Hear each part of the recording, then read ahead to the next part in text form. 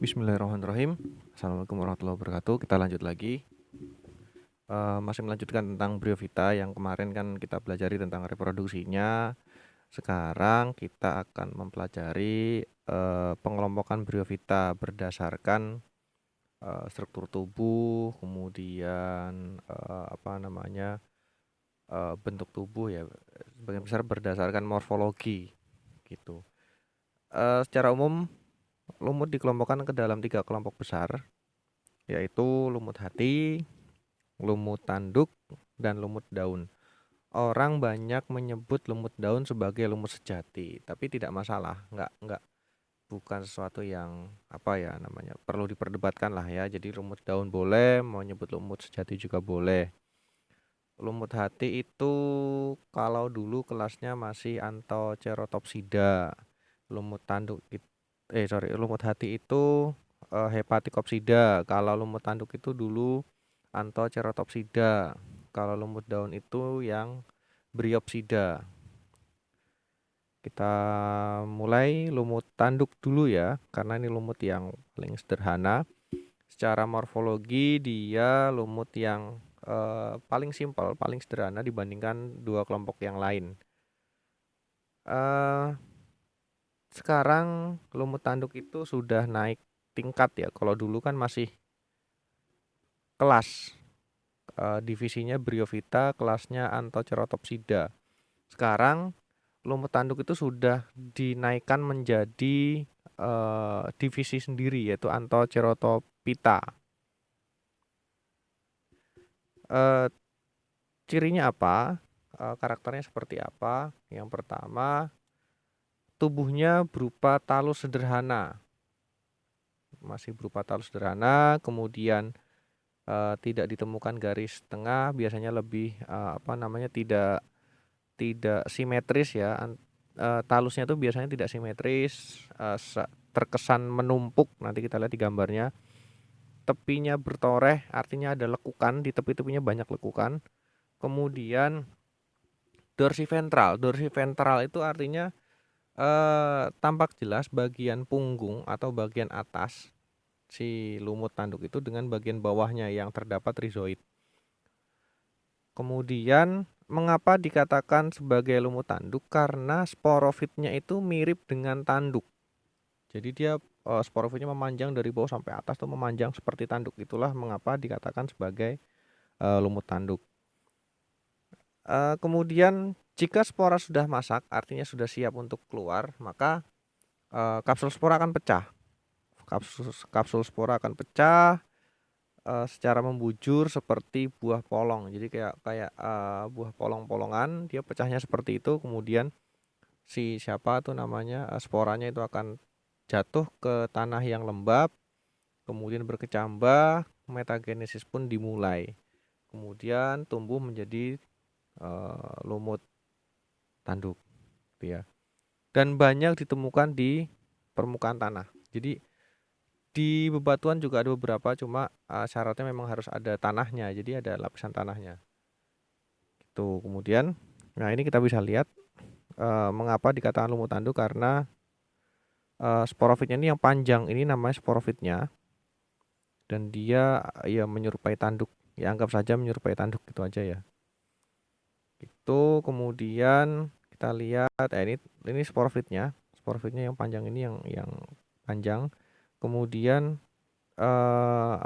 talusnya itu yang ijo-ijo ini, yang di bawahnya si sporofitnya. Bentuknya sederhana, tidak ada garis tengahnya. Biasanya nanti kita bisa lihat ada garis tengah di beberapa lumut hati. Ada lekukan, jadi ada lekukan di tepi-tepinya. Kemudian bagian punggung dari si talus berbeda dengan yang bagian bawah ya, gitu. Nah ini kita lihat seperti ini. Tuh. Jadi keterangannya nanti di masing-masing sel, tiap sel itu ada satu kloroplas. Kemudian ada rizoidnya, bagian bawah sini nanti ada rizoidnya. Jadi kalau dibalik itu kelihatan ada rizoidnya. Dan dia biasanya hidupnya berkelompok ya, bukan berkelompok, artinya dia menggerombol di satu satu titik karena memang penyebaran sporanya tidak sejauh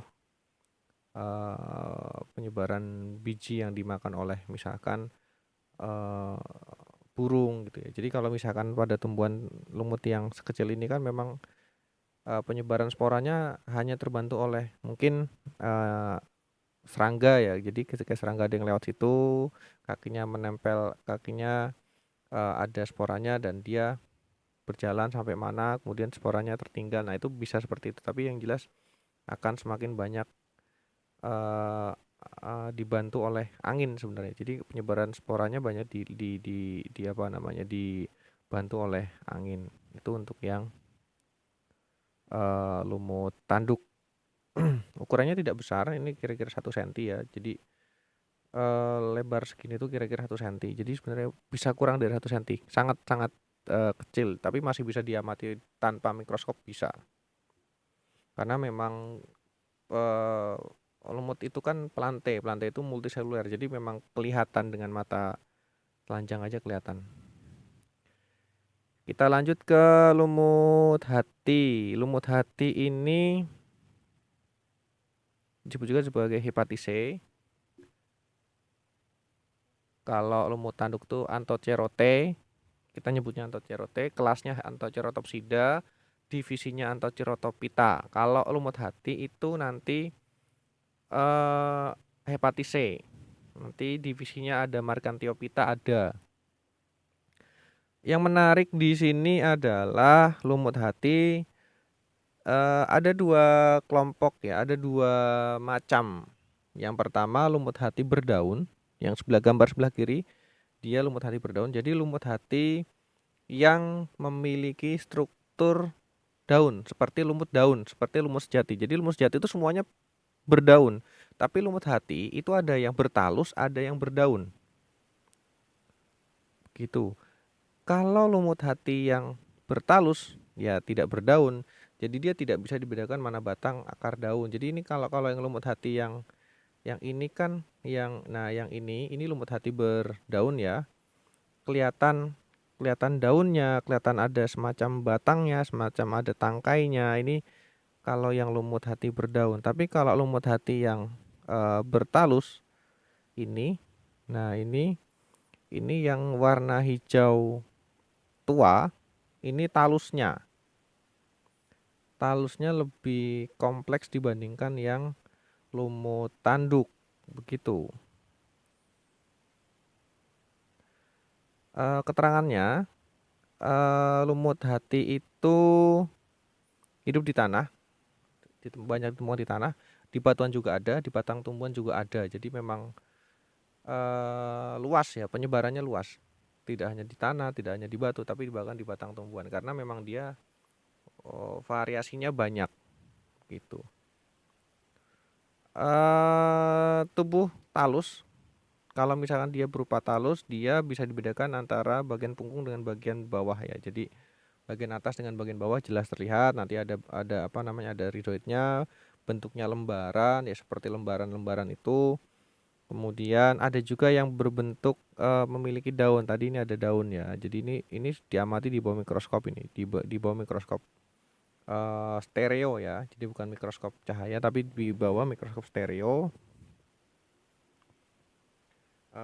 Jadi ada dua macam kelompok lumut hati. Tadi ada lumut hati berdaun dengan lumut hati bertalus.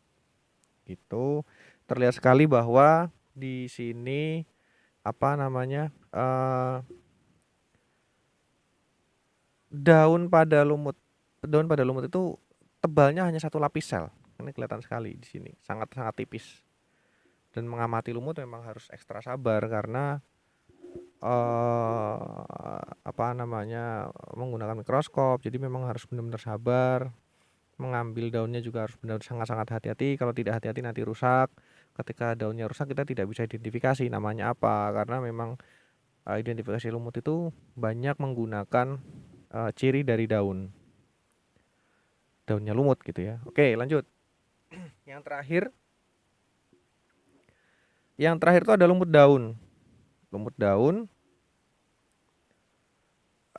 Lumut daun atau lumut sejati itu, eee, ada yang menyebut sebagai musci ya, musci, tulisannya musci, MUSCI, nyebu bacanya bisa musci, bisa musci, bisa. Dulu divisinya Bryophyta.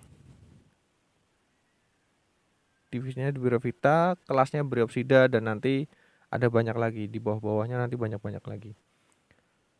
Tubuhnya menyerupai tumbuhan mini ya, karena memang mirip dengan tumbuhan tingkat tinggi tapi ukurannya ukurannya kecil, karena sudah terlihat ada struktur yang mirip akar batang daun, meskipun itu bukan akar sesungguhnya, bukan batang sesungguhnya, bukan daun sesungguhnya.